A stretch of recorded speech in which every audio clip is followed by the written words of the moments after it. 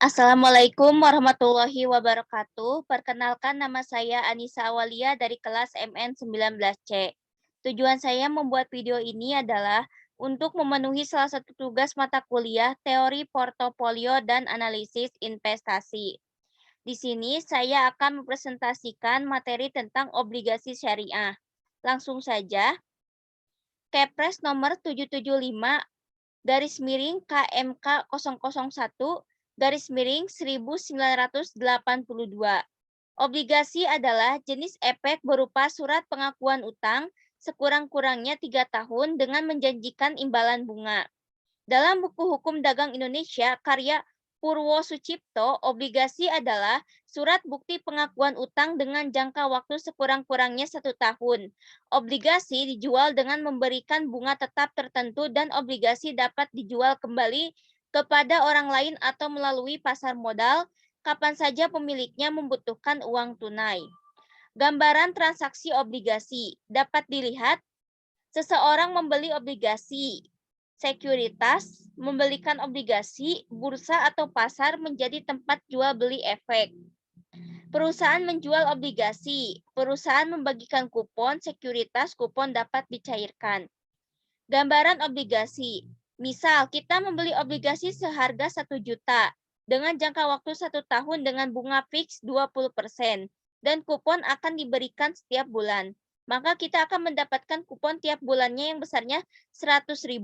Jadi setelah 12 bulan, jumlah kupon kita berjumlah 100.000 dikali 12 bulan sama dengan 1.200.000. Modal kita 1 juta dan di akhir kita mendapat 1.200.000. Fatwa Dewan Syariah Nasional nomor 032 garing DSN MUI garis miring 9 garis miring 2002 tentang obligasi syariah. Obligasi yang tidak dibenarkan menurut syariah yaitu obligasi yang bersifat utang dengan kewajiban membayar berdasarkan bunga. Pengertian obligasi syariah. Fatwa DSN MUI nomor 32 garis miring 2002, obligasi syariah adalah suatu surat berharga jangka panjang berdasarkan prinsip syariah yang dikeluarkan emiten kepada pemegang obligasi syariah yang mewajibkan emiten untuk membayar pendapatan kepada pemegang obligasi syariah berupa bagi hasil atau margin atau fee serta membayar kembali dana obligasi pada saat jatuh tempo. Gambaran obligasi syariah. Misal, kita membeli obligasi syariah seharga 1 juta dengan disepakati bagi hasil 60%, emiten dan 40% investor dengan jangka waktu 1 tahun. Dalam perjalanannya, dari uang 1 juta, perusahaan dapat menghasilkan uang sebesar 1.100.000 sehingga untung 100.000. Maka perusahaan wajib memberikan 40% dikali 100.000 sama dengan 40.000 kepada investor. Dan perusahaan juga wajib mengembalikan dana awal milik investor sebesar 1 juta ketika jangka waktunya sudah habis. Obligasi syariah dibagi menjadi 2 jenis. Yang pertama, obligasi syariah mudharabah dalam kurung Fatwa DSN MUI nomor 33 garis miring DSN MUI garis miring 9 garis miring 2002. Yang kedua, obligasi syariah ijaroh dalam kurung Fatwa DSN MUI nomor 41 garis miring DSN MUI garis miring 3 garing 2004. Skema obligasi syariah mudharabah. Ada investor atau syahibul mal.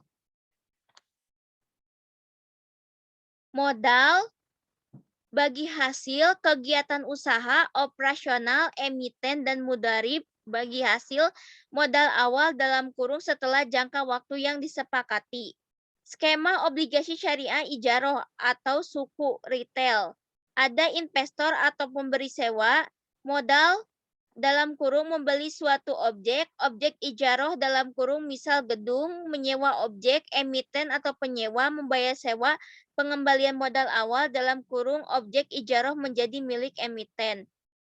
Contoh suku retail 2017, nama seri 1, 2, 3, 4, 5, 6, 7, 8, 9.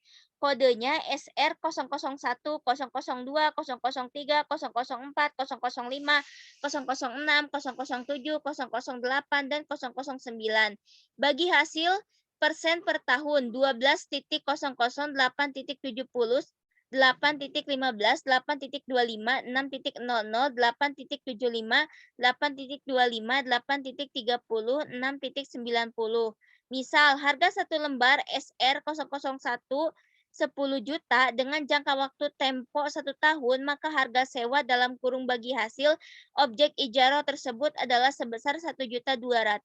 Dan setelah 1 tahun, maka objek ijaro akan dibeli oleh emiten dari investor sebesar 10 juta dalam kurung sebesar modal awal investor. Di sini ada contoh objek ijaro suku retail. Mungkin cukup sekian dari saya. Mohon maaf bila ada salah-salah kata. Wassalamualaikum warahmatullahi wabarakatuh. Terima kasih.